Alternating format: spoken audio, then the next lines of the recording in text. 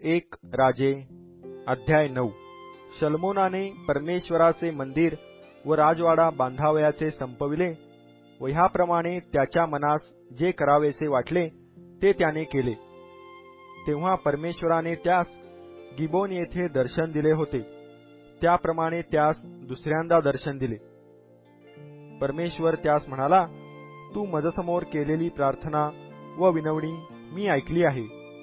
हे जे मंदिर तू बांधिले आहेस त्यास माझे नाम सर्व काळ राहावे म्हणून मी ते पवित्र केले आहे. माझी दृष्टी व माझे चित्त त्यावर सतत राहील. तू आपला बाप दावीद याच्याप्रमाणे खऱ्या मनाने व सरळतेने माझ्या समक्ष चालशील, माझ्या सर्व आज्ञांप्रमाणे वागशील आणि माझे नियम व निर्णय पाळशील, तर इस्रायलावरील तुझे राजासन मी कायमचे स्थापिन. तुझा बाप दावीद यास मी वचन दिल्याप्रमाणे इस्रायलाच्या गादीवर बसावयाला तुझ्या कुळातला पुरुष खुंटावयाचा नाही.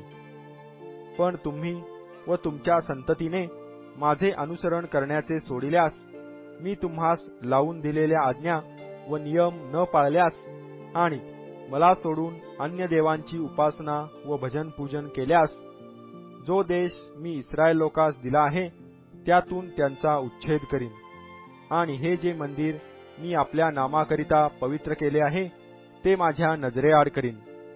तसेच इस्रायल लोक इतर सर्व राष्ट्रात दृष्टांताचा व निंदेचा विषय होतील आणि हे मंदिर उंच स्थानी राहील तरी त्याच्या जवळून जाणारे येणारे चकित होतील व छी थू करून म्हणतील, परमेश्वराने या देशाचे व या मंदिराचे असे का केले?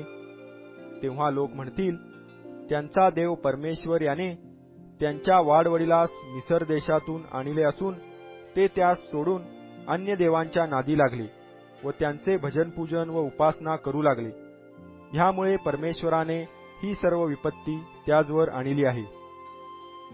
परमेश्वराचे मंदिर व राजवाडा ही दोन्ही पुरी करण्यास 20 वर्षे लागली.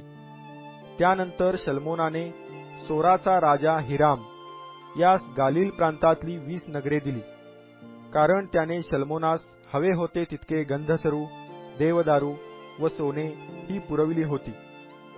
शल्मोनाने आपणास दिलेली नगरे पाहण्यास हिराम सोराहून तेथे गेला. ती त्याला पसंत पडली नाहीत. तेव्हा तो म्हणाला, हे माझ्या बंधो, कसली ही नगरे तू मला दिली? त्याने त्यास काबूल प्रांत हे नाव ठेविले. हेच नाव आजवर चालू आहे. हिरामाने राजाकडे 120 किक्कार सोने पाठविले. शल्मोन राजाने लोक वेठीस धरून परमेश्वराचे मंदिर, आपला राजवाडा, मिल्लो, यरुशलेमेचा तट, हसोर, मगिद्दो व गेजेर ही उभारली. त्याचा वृत्तांत असा: मिसर देशाचा राजा फारो याने गेजेरवर चढाई करून ते घेतले आणि आग लावून जाळून टाकले व तेथल्या कनानी रहिवाशांचा संहार केला. त्याने ते नगर आपली कन्या शल्मोनाची बायकोहीस अंधण म्हणून दिले. शल्मोनाने गेजेराखालचे बेत होरोन, बालात व रानातले तदमोर ही बांधिली. ह्याखेरीज आणखी भांडारासाठी व रथ व स्वार यांच्यासाठी नगरे बांधिली आणि तसेच यरुशलेमेत, लबानोनावर व आपल्या सर्व राज्यात आपल्या मनास आले तेही सर्व त्याने बांधिले. अमोरी, हित्ती, परिज्जी, हिव्वी व यबुसी ह्या इस्रायल नसलेल्या लोकातले अवशिष्ट लोक देशात राहून गेले होते. त्यांना इस्रायल लोकास अगदी नष्ट करता आले नाही. त्यांच्या वंशजांवर शल्मोनाने वेठबिगार बसवून त्यास दास्य करावयास लाविले. आजवर असेच चालत आले आहे. पण इस्रायल लोकांपैकी कोणासही शल्मोनाने दास करून ठेविले नाही. ते योद्धे, कामदार, सरदार, सेनापती आणि रथ व स्वार यावरचे अधिपती होते. शल्मोनाच्या कामावर देखरेख करणारे नायक हेच होते. ते 550 होते. जे लोक ह्या कामावर होते त्याचवर त्याची हुकूमत असे. मग फारोची कन्या आपणासाठी शल्मोनाने बांधिलेल्या मंदिरात राहण्यास दावीदपूर सोडून आली. तेव्हा त्याने मिल्लो नगर बांधिले.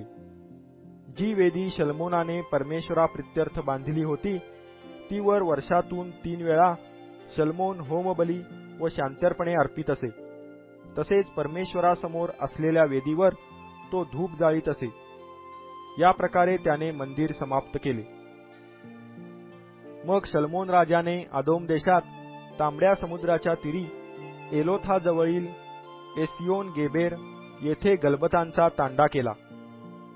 हिरामाने आपल्या ताब्यातील दर्यावर्दी लोक शल्मोनाच्या कामदारांबरोबर काम करण्यास त्या गलबतांवर पाठविले.